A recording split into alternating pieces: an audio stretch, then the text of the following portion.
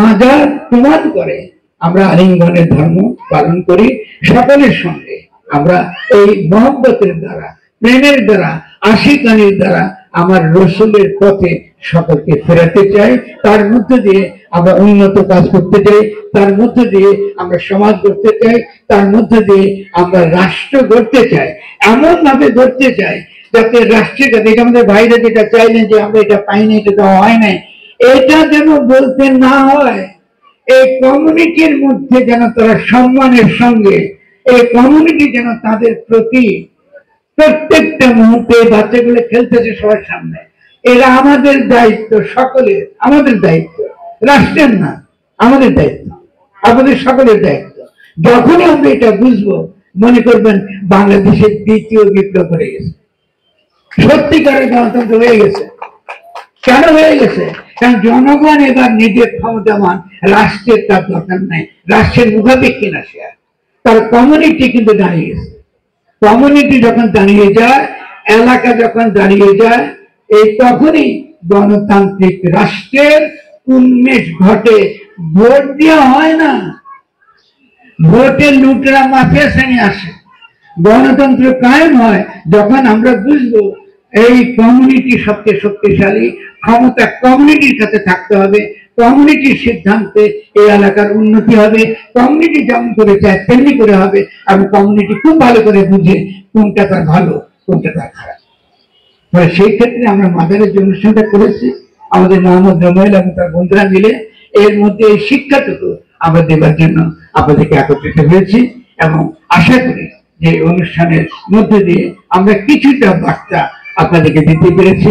আমরা মনে করি বাংলাদেশের সর্বত্র যেখানে মাজার আছে, যেখানে এই যে প্রেমের দরবার আছে, যেখানে যেখানে আশিকানির দরবার আছে, এই প্রেমের দরবার এবং আশিকানির দরবারগুলোকে গড়ে তোলা, এইটাই আমাদের একটা বড় দায়িত্ব। আমি মাননীয় উপদেষ্টার কাছে বিনয়ের সঙ্গে বলবো, তিনি সংস্কৃতি মন্ত্রণালয়ের অত্যন্ত গুরুত্বপূর্ণ মানুষ, তিনি এই আশিকানির দরবারগুলো তিনি প্রতিষ্ঠা করার ক্ষেত্রে, শক্তিশালী করবার ক্ষেত্রে ভূমিকা রাখবেন, এবং আমরা তার পাশে থাকবো। এর মধ্য দিয়ে আমরা বাংলাদেশে একটা গণতান্ত্রিক রূপান্তর, সত্যিকারের গণতান্ত্রিক রূপান্তর, যে গণতান্ত্রিক রূপান্তরে কমিউনিটি, স্থানীয় জনগণ, এলাকার জনগণ তারাই সিদ্ধান্ত নেবেন, তারাই নীতি নির্ধারণ করবেন, তারাই সরকারকে বলবেন কি করতে হবে, কি করতে হবে না। এই ধরনের একটা গণতান্ত্রিক রাষ্ট্র আমরা বানাতে চাই। এটারই নাম নতুন বাংলাদেশ। এটাই যদি আমরা করতে পারি, আমাদের শহীদদের প্রতি আমরা সত্যিকারের সম্মান জানাতে পারবো। এটাই যদি করতে পারি, আমাদের যারা আহত যারা আছেন তাদের প্রতি সম্মান জানাতে পারবো। যদি রাষ্ট্র ছাড়া আমরা জনগণ যদি নিজেরা নিজেদেরকে পরিচালনা করতে পারি, তাহলে রাষ্ট্রকে আমরা পরিচালনা করতে পারবো। তাহলে এই হচ্ছে আমরা এটাই, এই মাজারের এই ছোট্ট একটা অনুষ্ঠান, কিন্তু বিশাল একটা অনুষ্ঠান। আপনি দেখেন এই যে স্মৃতিগুলো আছে, এই যে আমাদের গ্রাফিতি গুলো আছে, আমি যারা চিকিৎসা দিয়েছেন, আমাদের ডাক্তার ভাই বোন, নার্স যারা আছেন, আমি তাদেরকে আন্তরিক ভাবে ধন্যবাদ। অসম্ভব সুন্দর কাজ করেছেন তারা, একদম নিঃস্বার্থ ভাবে। এই চিকিৎসাই তো আমাদের কাজ, কমিউনিটির কাছে চলে আসে।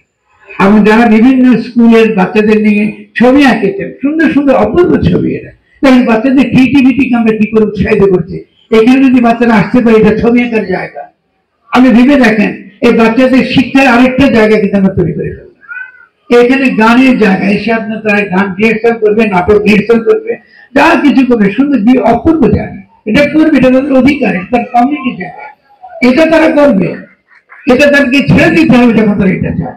এটাই আমরা করতে চাই যে এটা একটা পরিসর, একটা গণ পরিসর, এবং আমি নিশ্চিত এই সরকার এইভাবে একটা গণ পরিসরকে গড়ে তুলে বাংলাদেশে একটা গণতান্ত্রিক রূপান্তরের একটা শক্তিশালী নীতি এবং শক্তিশালী পরিকল্পনা, এবং একই সঙ্গে সে পরিকল্পনা বাস্তবায়নের একটা পথরেখা আমাদেরকে দিবেন। এই কথা বলে আমি আমার বক্তব্য শেষ করছি। আমি আমাদের মাননীয় উপদেষ্টাকে আবারও ধন্যবাদ জানাচ্ছি।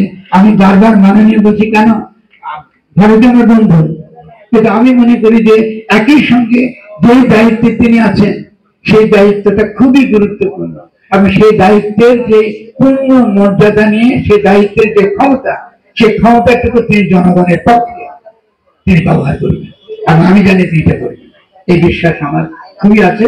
না হলে তিনি এত ব্যস্ততার মধ্যে এখানে আসতেন না। সবাইকে অনেক অনেক ধন্যবাদ এবং আমি আশা করি যে আপনাদের কাছ থেকে আগামী দিনে আমরা আরো অনেক উৎসাহ পাবো। আমি আরো দেখবেন এই মাদারে বহুবারই ইনশাআল্লাহ আমরা এই এলাকাটুকুকে গড়ে তুলবো। সবার কাছ থেকে আমি আপনাদের দোয়ার দরখাস্ত রইল, সবার প্রতি ভালোবাসা।